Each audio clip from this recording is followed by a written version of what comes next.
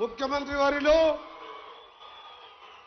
మన ప్రియతమ నాయకులు రేవంత్ రెడ్డి గారికి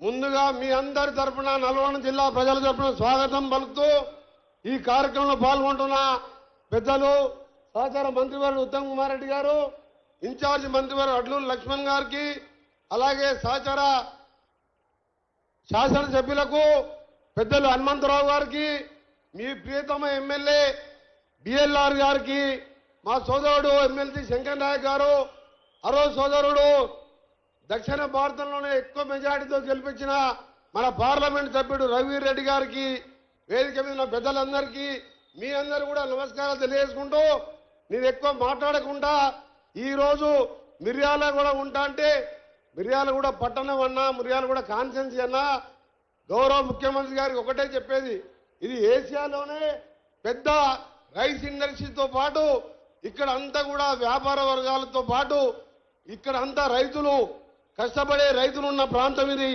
ఈ ప్రాంతాన్ని ప్రత్యేకంగా అభివృద్ధి చేయడానికి ముఖ్యమంత్రి గారు చొరవ తీసుకొని ఎక్కువ నిధులు ఇవ్వాలని, అలాగే ఈరోజు మున్సిపల్ ఎన్నికల ప్రచారం కూడా ఈరోజు ఇక్కడ 200 కోట్ల ఇంటిగ్రేటెడ్ స్కూల్తో పాటు 12 కోట్ల రూపాయలు స్వయం సంఘాలకు వడ్డీలు ఇస్తూ ప్రతి మహిళని కోటీశ్వరం చేసే కార్యక్రమంలో భాగంగా ఈరోజు ఎన్నో కార్యక్రమాలు చెప్తున్న విషయం మీ అందరికీ కూడా తెలుసు.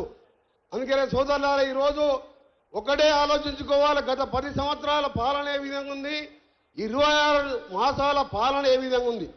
10 ఏళ్లలో ఒక్క రేషన్ కార్డు కూడా ఇవ్వలేని పరిస్థితి ఉంటే ఈరోజు గౌరవ ముఖ్యమంత్రి గారు, అదే మన జిల్లాకు చెందిన ఉత్తమ్ కుమార్ రెడ్డి సివిల్ శాఖ మంత్రి, మేమందరం కలిసి ఆలోచించి ప్రజారాజ్యం ఇందిరమ్మ రాజ్యం అంటే పేదల రాజ్యం, పేదోళ్లకు న్యాయం చేయాలని తెల్ల కార్డుతో పాటు మేమందరం తినే సన్న బియ్యం కూడా పేదలకు ఇచ్చిన ఘనత ఈ ప్రజా ప్రభుత్వం ఉందని చెప్పి, దాంతోపాటు మహిళలకు ఇచ్చే కార్యక్రమాలు కానీ రైతులకు 20,000 కోట్ల రుణాలతో పాటు మరీ ముఖ్యంగా ఆలోచించాలి.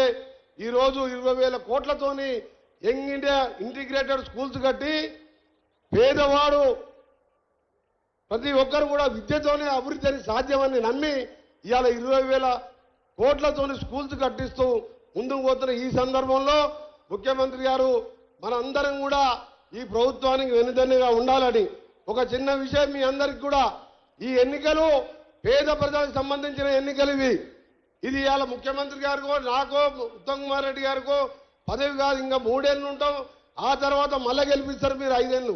కానీ పేదవారి సమస్యలు తీర్చే మున్సిపల్ కౌన్సిలర్స్ కానీ చైర్మన్లు కానీ ఈరోజు మన కాంగ్రెస్ పార్టీ ఉంటే మీ వెనుక ఎమ్మెల్యే ఉన్నాడు, ఆ వెనుక మంత్రులను, మా వెనుక ముఖ్యమంత్రి గారు ఉన్నారు. తప్పక మిర్యాలు కూడా ఒక పారిశ్రామికంగా రైస్ ఇండస్ట్రీతో పాటు పెద్ద పట్టణం కాబట్టి మీరందరూ కూడా కాంగ్రెస్ పార్టీ అభ్యర్థులని 48 మందికి మెజార్టీ అభ్యర్థి గెలిపించాలని. మరొక విషయం చెప్తాను, ఈ మధ్యలో ఒక జాతిపిత అని వెళ్ళిండు ఒక ఆయన జాతిపిత తెలంగాణ ఎవరిచ్చిండు? సోనియా గాంధీ దేవత అని చెప్పి ఆయన అన్నాడు. తెలంగాణ ప్రజలందరికీ తెలుసు. ఆయన మాట్లాడుతున్న ఒకటే, తెలంగాణ కోసం ఆయన చేసినట్టు. జాతిపిత అంటే తెలంగాణ కోసం మంత్రి పదవి వదిలిపెట్టిన నేను కూడా జాతిపిత అని ఎప్పుడైనా చెప్పుకున్నాను నేను? ఎవ్వరు కాదు జాతిపితలు. సోనియా గాంధీ తెలంగాణ దేవత అయితే 1100 మంది అమరులు, శ్రీకాంతాచారి నల్గొండ ముద్దుబిడ్డ, కానిస్టేబుల్ కృష్ణయ్య, ఇషాన్ రెడ్డి, యాదయ్య 1100 మంది ఇలా స్వర్గంలో ఉండి వాళ్ళు సాధించిన తెలంగాణ 4 కోట్ల ప్రతిభ. ఆయన జాతిపిత అంట, దాంతో ఆయన ఏదో సెంటిమెంట్గా మాట్లాడుతున్నాడు. ఎవ్వరు జాతిపిత కాదు. సోనియా గాంధీ తెలంగాణ ఇచ్చిన దేవత. కాంగ్రెస్ పార్టీ చిరస్థాయిగా 20 సంవత్సరాలు ఇంకా కూడా మనమే కాంగ్రెస్ పార్టీ అధికారంలో ఉంటాం. మన సమస్యలన్నీ కూడా పరిష్కరించుకుందాం. ఉమ్మడి నల్గొండ జిల్లాలో 18 స్థానాలు గెలిపించి ముఖ్యమంత్రిగా భగవంతుగా ఇస్తామని మొట్టమొదటి పర్యటన మన జిల్లాకే వచ్చినందుకు వారికి ధన్యవాదాలు తెలియజేసుకుంటూ సెలవు తీసుకుంటున్నా. అందరికీ నమస్కారం. Thank you sir. గౌరవ మంత్రివర్యులు ఉత్తమ్ కుమార్ రెడ్డి గారి సందేశం కోసం.